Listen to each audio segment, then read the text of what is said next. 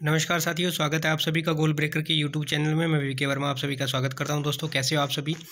दोस्तों, जैसा कि आप जानते हैं कि हमारे चैनल के ऊपर रेलवे तथा इंडियन में जो भी अन्य जो भर्ती आती है उसके बारे में जानकारी दी जाती है और कुछ अन्य महत्वपूर्ण जानकारियाँ भी इस चैनल के ऊपर प्रोवाइड की जाती है। आज की दोस्तों वीडियो के अंदर जो है हम रेलवे की कुछ महत्वपूर्ण जानकारियों के बारे में बात करने वाले हैं। तो हमारे चैनल पर प्रतिदिन 3 से 4 वीडियो जानकारी के से संबंधित या कोई जॉब से रिलेटेड आती रहती है। तो आप चैनल को अगर पहली बार विजिट करें तो चैनल को सब्सक्राइब कर लीजिए और बेल आइकन को प्रेस कर लीजिए ताकि जो भी नोटिफिकेशन आए तो वो तुरंत आपके पास पहुंच जाए जैसे ही वीडियो बनाते हैं।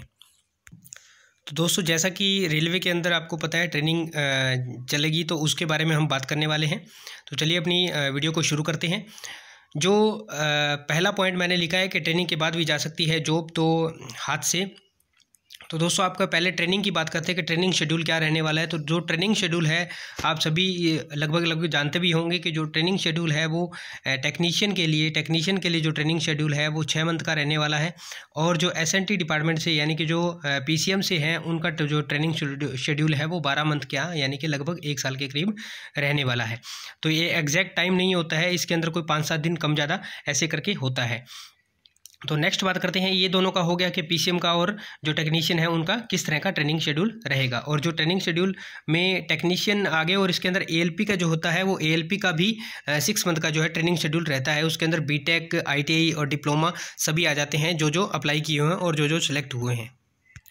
दोस्तों, जैसे ही आप ट्रेनिंग अपनी फिनिश करते हो उसके बाद तुरंत आपका एक छोटा सा डेमो टाइप में टेस्ट होता है। ऐसा कुछ नहीं है कि आपकी नौकरी हाथ से चली जाएगी, नौकरी नहीं जाती है। बहुत ही रेयर चांस होते हैं, 100 के अंदर कोई एक कैंडिडेट ऐसा होता है जिसकी नौकरी जाती है, और वो भी कैंडिडेट ऐसा होगा जिसका उस जॉब के अंदर इंटरेस्ट नहीं होगा।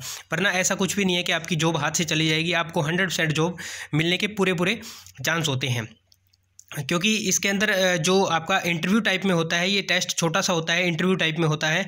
और इसके अंदर आपको जो भी ट्रेनिंग के अंदर सिखाया जाता है, जितना भी ट्रेनिंग के अंदर आपको सिखाया जाएगा उसके बारे में आपसे पूछा जाएगा कि आपने क्या क्या सीखा।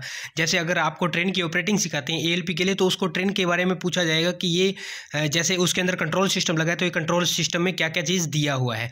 अगर बात करें हम टेक्नीशियन की या सिग्नल एंड टेलीकॉम की, तो टेक्नीशियन वालों को जो आईटी टेक्नीशियन उनकी बात कर रहा हूँ, जो आईटी टेक्नीशियन है उनको उनके टेक्नीशियन से रिलेटेड फील्ड के अंदर कुछ उनसे पूछा जाता है। और अगर सिग्नल एंड टेलीकॉम की बात करें तो उनको सिग्नल एंड टेलीकॉम फील्ड के अंदर से कुछ पूछा जाता है। जैसे कुछ एक सिग्नल का उनके बारे में उनको ध्यान होता है, जो उनको ट्रेनिंग में बताया जाता है, कुछ सिग्नल के बारे में पूछा जाता है। तो इस तरह का उनका छोटा ये वाइवा टाइप में होता है, इसको वाइवा कह सकते हैं।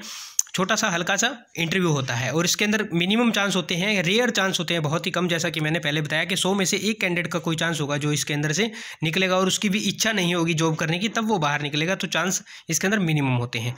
दूसरी बात करते हैं अपन कि ट्रेनिंग में अगर कोई फेल हो जाता है तो उसके लिए क्या होगा। ट्रेनिंग में अगर कोई फेल हो जाता है, क्या उसको दूसरा चांस दिया जाएगा? तो जी हाँ दोस्तों, ट्रेनिंग में अगर कोई साथी फेल हो जाता है या ट्रेनिंग, तो उसको दूसरा चांस दिया जाएगा। ये चांस डिपेंड करता है उसकी कैटेगरी पे ऊपर। चलिए चांस के बारे में बात करते हैं। तो चांस की अगर हम बात करें तो जो कैटेगरी अगर जैसे SC ST कैटेगरी है उन लोगों को 3 चांस दिए जाते हैं, और जो जनरल OBC कैटेगरी है उन लोगों के लिए और जनरल कैटेगरी के उन लोगों के लिए 2-2 चांस रहते हैं। और SC ST जो कैटेगरी है इन लोगों के लिए 3 चांस रहते हैं। इन 3 चांस के अंदर उनको 2 चांस के लिए पैसे स्टाइफंड के तौर पे दिए जाते हैं, जो कि आपका 19,900 स्टाइफंड आपका रहता है। उसके तौर पे आपको इनको 2 चांस के लिए दिया जाता है। और जो तीसरा, अगर दूसरे चांस में ये लोग पास नहीं हो पाते तो तीसरे चांस के अंदर इनको जो है अपने पैसे से ट्रेनिंग करना पड़ेगा। तीसरे चांस में अगर ये पास नहीं हो पाते हैं 2 चांस में, तो तीसरा चांस इनका खुद की पैसे से ट्रेनिंग रहेगा। वहीं अगर दूसरी कैटेगरी का अगर हम बात करें तो वहाँ ट्रेनिंग के लिए उनको चांस तो 2 दिया जाएगा, लेकिन उनका ट्रेनिंग का जो एक टाइम का पैसा है, यानी कि एक ट्रेनिंग का जो पैसा है वो तो गवर्नमेंट पे कर देगी स्टाइफंड के तौर पे, जो आपको मिलता है जितना भी आपका होता है 19,900 समथिंग जो होता है वो मिल जाएगा। लेकिन अगर बाद की बात करें तो दूसरे बार में अगर आपकी ट्रेनिंग होती है तो उस ट्रेनिंग के दौरान आपको पैसा नहीं दिया जाएगा, वो आपको अपनी जेब से लगाना पड़ेगा। लेकिन ऐसा चांस होता नहीं है कि ट्रेनिंग में कोई फेल हो। ट्रेनिंग में लगभग कैंडिडेट पास हो जाते हैं, सारे के सारे ही पास होते हैं।